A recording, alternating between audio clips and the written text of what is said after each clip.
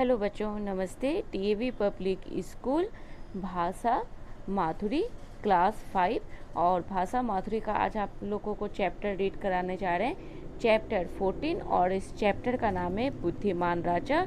ये एक बहुत रियल और बहुत अच्छी स्टोरी है। आप लोग पूरी स्टोरी को लास्ट तक जरूर रीड कीजिएगा, क्योंकि इससे रिलेटेड जो क्वेश्चन है उसके आंसर भी हम आपको लास्ट में बताएंगे। अगर आप लोग अच्छे इस तरह से रीड कर लेते हैं अपने चैप्टर को, तो उसके क्वेश्चन के आंसर आपको खुद ब खुद पता चल जाते हैं। आपको अलग से याद करने की ज़रूरत नहीं पड़ती है। इसलिए आपको हमेशा हम हर वीडियो में कहते हैं कि आप किसी भी चैप्टर को, किसी भी सब्जेक्ट के चैप्टर को अगर आप रीड करते हैं तो उस सब्जेक्ट को आप पूरे चैप्टर को बहुत अच्छे से रीड किया कीजिए, ध्यानपूर्वक। तो जिससे उस कहीं से भी अगर घुमा फिरा कर भी आपका एग्जामिनेशन में अगर उससे रिलेटेड क्वेश्चन आता है तो आप आराम से उसका आंसर लिख सकते हैं। तो चलिए चैप्टर स्टार्ट करते हैं। बुद्धिमान राजा। सैकड़ों वर्ष पुरानी बात है। चीन में एक निर्दयी राजा राज्य करता था। वह अपनी प्रजा पर तरह तरह के अत्याचार करता था। उसके महामंत्री ने उसे राज्य को बढ़ाने की सलाह दी। महामंत्री की सलाह उसे ठीक लगी। उसने सेना में सैनिकों की भर्ती प्रारंभ कर दी। कुछ ही समय में उसके पास विशाल सेना इकट्ठी हो गई। उसने सेना को आसपास के पड़ोसी राज्यों पर आक्रमण करने का आदेश दिया। विनाश और हिंसा से बचने के लिए पड़ोसी राजाओं ने बिना लड़े ही हार मान ली। उन्होंने विजयी राजा को धन और सैनिक उपहार में दिए। एक पराजित राजा ने उसे भारत के कलिंग प्रदेश की समृद्धि के विषय में बताया। उसने अपनी सेना को भारत की ओर कूच करने का आदेश किया। उसकी सेना नदी, नाले, समुद्र पार करती छोटे बड़े राज्यों को रौंदती हुई आज के सिंगापुर तक पहुंच गई। उसने वहां पड़ाव डाल दिया। वहां नौकाओं, जहाज़ों तथा अस्त्र शस्त्रों का निर्माण शुरू कर दिया। भारत के कलिंग प्रदेश के विषय में जानकारी प्राप्त करने के लिए उसने चारों दिशाओं में दूत भेज दिए। और आगे जाने से पहले कुछ शब्दार्थ है, जिसे देख लीजिए। कूच करना मतलब जाना युद्ध के लिए। आगे देखिए। कलिंग के राजा को भी इस आक्रमण के बारे में जानकारी मिली। उसके पास प्रशिक्षित सेना थी, अच्छी सैन्य सामग्री थी। इसके बावजूद वह जानता था कि उसकी सेना आक्रमणकारी दल के सामने नहीं टिक पाएगी। उसका राज्य तहस नहस हो जाएगा। वह बुद्धिमान, साहसी, शूरवीर और स्वाभिमानी था। उसने राज्य के बुद्धिमान व्यक्तियों की एक गुप्त बैठक बुलाई। सारी स्थिति पर विचार करने के बाद एक बुद्धिमान व्यक्ति ने कहा, युद्ध सैनिक बल से नहीं, बुद्धि बल से जीते जाते हैं। गुप्त सभा में कई दिनों तक विचार विमर्श होता रहा। विचार विमर्श के बाद बुद्धिमान व्यक्तियों ने राजा को एक सुझाव दिया। राजा को वह सुझाव बहुत पसंद आया। उसने शीघ्र ही उस पर काम शुरू कर दिया। कुछ दिन बाद एक बड़ी नौका सिंगापुर तट पर पहुंची। तट पर तैनात चीनी सैनिकों ने नौका को पकड़ लिया। नौका में सवार व्यक्तियों को बंदी बना लिया। जब उन्हें पता चला कि बंदी व्यक्ति भारतीय हैं, तो उन्हें राज के दरबार में पेश किया गया। राजा को जब यह पता चला कि पकड़े गए व्यक्ति भारतीय हैं, तो उसकी खुशी का कोई ठिकाना नहीं रहा। उसने कड़क आवाज में बंदियों आगे जाने से पहले एक शब्दार्थ है, जिसे देख लीजिए। प्रशिक्षित मतलब किसी कार्य को सीखा हुआ, मतलब ट्रेनिंग लिया हुआ। और आगे है कि उसने कड़क आवाज में बंदियों से कहा, भारत जाने की दिशा और सही रास्ता बताओ। यदि नहीं बताया तो सिर धड़ से अलग कर दिए जाएंगे। सभी बंदी वृद्ध थे। उनमें से एक ने बिना किसी भय के कहा, महाराज, भारत का रास्ता बताने में हमें कोई आपत्ति नहीं है। आप हमारे प्राण ले ले तो भी हमें कोई अंतर नहीं पड़ता। इस जन्म में तो हम अपनी जन्मभूमि कभी नहीं देख सकेंगे। इतना कहकर वह और उसके साथी जोर जोर से रोने लगे। उनको रोता देखकर राजा सोच में पड़ गया।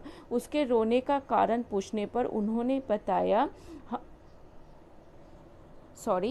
हमारे देश यहाँ से बहुत दूर है। अपने देश से जब हम सिंगापुर देखने के लिए चले तो हम सब जवान थे। यहाँ पहुँचते पहुँचते हम सब बूढ़े हो गए। हमारे अनेक साथी रास्ते में ही मर गए। वृद्ध ने अपने थैले में से सुइयां निकाली और कहने लगा, हम जब चले तो ये लोहे की छड़ें थीं। वर्षों की यात्रा में समुद्री हवा और पानी में गलते गलते ये सुइयां मात्र रह गई। दूसरे वृद्ध ने अपने टोकरी में से एक सूखा फल निकाला और दिखाते हुए कहा, महाराज देखिए, हम इस फल के बीज यहाँ के राजा को भेंट करने के लिए लेकर चले थे।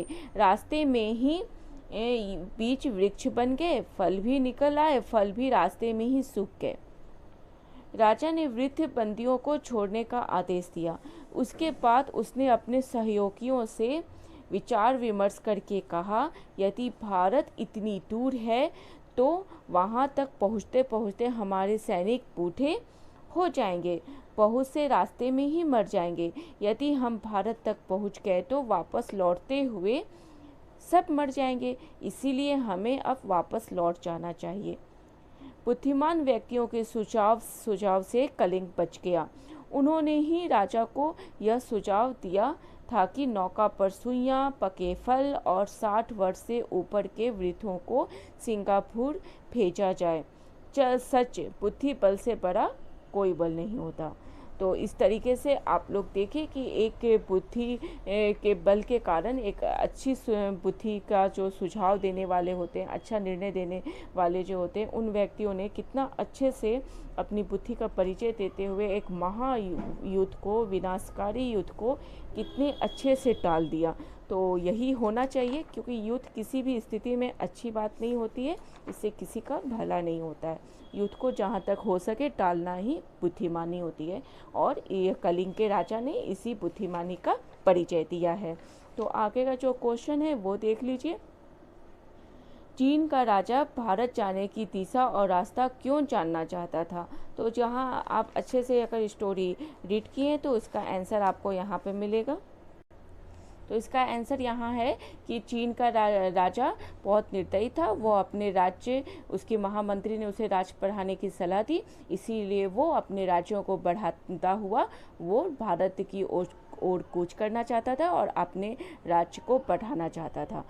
मतलब भारत को पाकर, उस पर आक्रमण करके, भारत को जीतकर वो अपने राज्य की सीमा को बढ़ाना चाहता था। तो यही है, इसका आंसर यही है कि महामंत्री ने उसे राज्य को बढ़ाने की सलाह दी और महामंत्री की सलाह से उसने सैनिक की भर्ती प्रारंभ की और कुछ ही समय आसपास के पड़ोसी राज्यों पर आक्रमण करके सभी को हिंसा करके सभी पड़ोसी राजाओं को अपने अंदर कर लिया और सभी राजाओं ने उसे धन और सैनिक, पराजित राजाओं ने उसे उपहार में दिया। उसी में से एक पराजित राजा ने उसे कलिंग प्रदेश के विषय में बताया और वो अपनी सेना को भारत के लिए कूच करने का आदेश दिया ताकि वो अपने प्रदेश का, अपने राज्य का विस्तार कर सके। ये हो गया पहले का। दूसरा है, चीन के राजा ने सैनिकों की भर्ती क्यों शुरू कर दी? तो इसका भी आंसर आपको आगे में ही है कि उसके एक महामंत्री ने उसे राज्य बढ़ाने की सलाह दी चीन के राजा को, जिससे महामंत्री की सलाह उसे ठीक लगी। उसने सेना में सैनिकों की भर्ती प्रारंभ कर दी और कुछ ही समय में उसके पास विशाल सेना इकट्ठी हो गई और उसने यही है कि उसे राज के यहाँ से लेके, कि चीन के निर्दयी राजा थे, यहाँ से लेकर और यहाँ तक उसका है। चीन के एक निर्दयी राजा था, उसने अपनी प्रजा पर अत्याचार करता था। उसके महामंत्री राज की सलाह को पठाने की सलाह दी, महामंत्री की सलाह उसे ठीक लगी, उसने सैनिकों की भर्ती प्रारंभ कर दी। उसकी कुछ ही समय बाद उसके पास एक विशाल सेना इकट्ठी हो गई। ये हो गया सेकंड का। तीसरा है वृद्ध के साथी चोर चोर से क्यों रोने लगे, तो इसका आंसर भी यहाँ पे आपको मिल जाएगा। इसका आंसर आपको यहाँ है, भारत जाने की दिशा और सही रास्ता बताओ। चीन के राजा ने पूछा, यदि नहीं पता है तो सिर धड़ से अलग कर दिया जाएगा। तो इसी पर सभी बंदी वृद्ध व्यक्ति जो उसमें से एक ने कहा, बिना किसी भय के महाराज, भारत का रास्ता बताने में हमें कोई आपत्ति नहीं है, हमारे प्राण ले लें तो भी हमें कोई अंतर नहीं पड़ता। इस जन्म में तो हम अपनी जन्मभूमि कभी नहीं देख सकेंगे। इतना कहकर वो उसके साथ ही जोर जोर से रोने लगे। तो यही है कि यहाँ से लेकर यहाँ तक आपका एक थर्ड का आंसर है कि वो ना रोने लगे कि बताकर। ये हो गया थर्ड का आंसर। तीसरा है, कलिंग के राजा ने गुप्त बैठक क्यों बुलाई, तो इसका भी आंसर यहाँ पे आपको मिल जाएगा। इसका आंसर आपका ये पहला पैराग्राफ है सेकंड पेज का।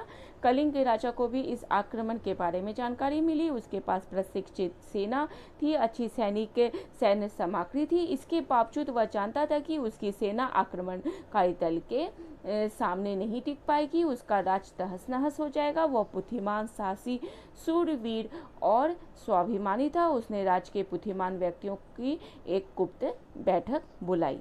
तो इस तरीके से ये हो गया आपका चौथा का आंसर। इस तरीके से आपका चारों क्वेश्चन का आंसर हम आपको दे दिए हैं।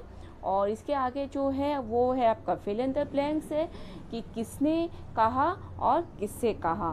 तो ये है, युद्ध सैनिक बल से नहीं बुद्धि बल से जीते जाते हैं। किसने कहा किससे कहा, तो आपको पता है कि कलिंग के राजा के सहयोगी थे, सलाहकार थे, उसने कहा, कलिंग के राजा से कहा। फिर है, भारत जाने की दिशा और सही रास्ता बताओ, तो ये किसने कहा, ये चीन के राजा ने कहा। और किससे कहा, भारतीय जो बंदी थे उनसे कहा। फिर तीसरा है, फल भी रास्ते में सूख गए, ये वृद्ध बंदी ने कहा, चीन के राजा से कहा। तो इस तरीके से तीनों फिल इन द ब्लैंक्स आपको क्लियर कर दिए। फिर ये जो दो क्वेश्चन है ये केवल बातचीत के लिए, इससे रिलेटेड कोई क्वेश्चन नहीं आता है आपको एग्जामिनेशन में, फिर भी आपको बता देते हैं क्वेश्चन। कलिंग को किस प्रकार बचाया गया, क्या आपके पास भी कोई ऐसी योजना है जिससे कलिंग को बचाया जा सकता था? अगर है तो आप ज़रूर इस पर चर्चा कीजिएगा अपने टीचर्स, अपने फ्रेंड्स के बीच में। सेकेंड है, वृद्ध ने भारत की दूरी बताने के लिए क्या क्या कहा? आप अपने घर से स्कूल की दूरी कैसे बताएंगे? उसने तो इस तरीके से बताया वृद्ध बंदी ने, लेकिन अगर कोई आपसे आपके घर और स्कूल के बीच की दूरी को बताने के लिए कहा जाए तो आप कैसे उसे बताएंगे? तो इस पर भी डिस्कस कीजिएगा, अपने फ्रेंड्स के सर्कल के बीच में डिस्कस कीजिएगा। उसके बाद है, आपकी कल्पना के आधार पर कुछ क्वेश्चन है फिल इन द ब्लैंक्स के रूप में। तो ये देखिए, सिंगापुर से कलिंग प्रदेश बहुत दूर था, लिखिए ये चीज़ें सिंगापुर से कलिंग प्रदेश पहुँचते पहुँचते कैसी हो जाएंगी?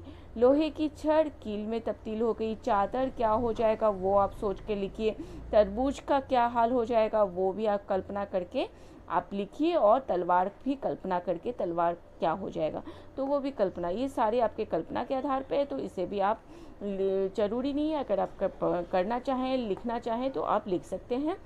फिर इसके आगे भाषा की बात, ये इम्पॉर्टेंट है, इससे रिलेटेड क्वेश्चन एग्जामिनेशन में ज़रूर आता है। कोष्ठ में सामने दिए गए शब्दों का सही रूप लिखकर वाक्य को पूरा कीजिए। पड़ोसी राजाओं ने बिना लड़े ही डैश मान ली, हारना। पड़ोसी राजाओं ने बिना लड़े ही हार मान ली, हारना स्वीकार कर लिया, हार मान ली। फिर राज्य के बुद्धिमान व्यक्तियों, हारना नहीं हार मान ली। वे राज्य के बुद्धिमान व्यक्तियों की एक बैठक बुलाई गई, बुलाया मतलब बैठक को बुलाया गया, बुलाना नहीं लिखाएगा, बैठक बुलाई गई। फिर है, उसने शीघ्र उस पर काम शुरू दिया, करना शुरू कर दिया, करना दिया नहीं मतलब कर दिया। फिर है, राज को वह सुझाव बहुत पसंद आया, आना नहीं, राज्य को वह बहुत सुझाव बहुत पसंद आया, यहाँ आने की जगह आया होना चाहिए। फिर फल भी रास्ते में सूख गए, सूख गए ना कि सूख ना गए। तो ये जो गलत वर्ड लिखा हुआ है इसे आपको सही वर्ड में कि चैप्टर में क्या होगा वो आपको यहाँ पे पढ़ना है। तो ये हो सकता है आपको एग्जामिनेशन में आए, इसलिए आपको बताती है। फिर दूसरा है जो सप्ताह से किसी मूल शब्द के पीछे जुड़कर नया शब्द बनाते हैं और उनके अर्थ में परिवर्तन कर देते हैं, उन्हें प्रत्यय कहते हैं। जैसे बुद्धि प्लस मान, जोड़ने पर बुद्धिमान हो जाते हैं। बुद्धि का अर्थ अलग होता है, मान का अर्थ अलग होता है, लेकिन जब ये दोनों वर्ड आपस में जुड़ जाते हैं तो एक अलग ही वर्ड सामने बनकर आता है जिसका एक अलग अर्थ भी होता है, जो बन गया है बुद्धिमान। फिर पाठ में से ऐसे 4 शब्द ढूंढिए जो संधि करने के बाद एक नया वर्ड बनता हो, वैसा आप चैप्टर में जाइए, चैप्टर में से ढूंढिए और 4 शब्द यहाँ पे लिखिए। फिर उससे रिलेटेड कुछ ऐसा वर्ड 4 लिखिए जिन दोनों को अगर हम संधि करते हैं, दोनों को जोड़ते हैं तो एक नया शब्द बनता हो, तो वो फिर उसका अलग एक अर्थ निकलता हो। तो वैसा 4 शब्द ढूंढिए और लिखिए। तो ये संधि विच्छेद आपको 100% आपको एग्जामिनेशन में आता है, आता है। अगर इसलिए इस पर आपको ध्यान देना ज़रूरी है, आप इस पर जरूर ध्यान दीजिएगा। इसके बाद एक जीवन मूल्य से संबंधित क्वेश्चन है, ये इम्पॉर्टेंट नहीं है फिर भी आपकी जानकारी के लिए आपको बता देते हैं। किसी भी विकट परिस्थिति में यदि सोच समझकर समस्या का हल ढूंढा जाए तो शायद आसानी से मिल जाएगा। क्या आपको भी ऐसा लगता है? यदि हाँ तो सोच कर बताइए कि क्या कभी आपने भी ऐसे ही सोच समझकर समस्या बुलाई है। तो ये आपके सोचने पर है, आपके जीवन मूल्य से संबंधित है। इसको आप सोच कर बताइए कि ऐसे में क्या होगा। फिर दूसरा है कुछ आपके करने के लिए। भारत में अनेक राजा हुए हैं, भारत के कुछ राजाओं और उनके बुद्धिमान मंत्रियों के कुछ रोचक किस्से सुनाइए। अगर जानकारी में है तो आप ज़रूर क्लास में सुनाइए, अपने फ्रेंड सर्कल में सुनाइए, अपने पेरेंट्स को सुनाइए। दूसरा है राज्य संसार के भौगोलिक मानचित्र पर दर्शाइए कि कलिंग प्रदेश की नौका सिंगापुर के तट तक कितनी दूरी तय करके पहुंची होगी। अगर आपके पास मैप है तो आप मैप पर सिंगापुर और कलिंग कलिंग हमारा जो प्रदेश है उससे आप अपने उसकी दूरी तय कीजिए और कमेंट्स में हमें ज़रूर बताइए। अगर आपको मिल गया दूरी, आपको सही पता चल जाए तो कमेंट्स में हमें लिखकर ज़रूर बताइएगा। तो इस तरीके से ये चैप्टर पूरा कंप्लीट होता है। आगे की जो चैप्टर है वो है अंधेरी नगरी। ये एक बहुत अच्छी स्टोरी है, इसकी भी हम अलग से वीडियो बनाएंगे, इसलिए मेरे चैनल को सब्सक्राइब जरूर कीजिएगा। जैसे ही नई वीडियो बनेगी तो आपको नोटिफिकेशन मिल जाएगा और आप देख लीजिएगा। तो पूरी वीडियो को पूरा वॉच करने के लिए थैंक यू सो मच। धन्यवाद बच्चों।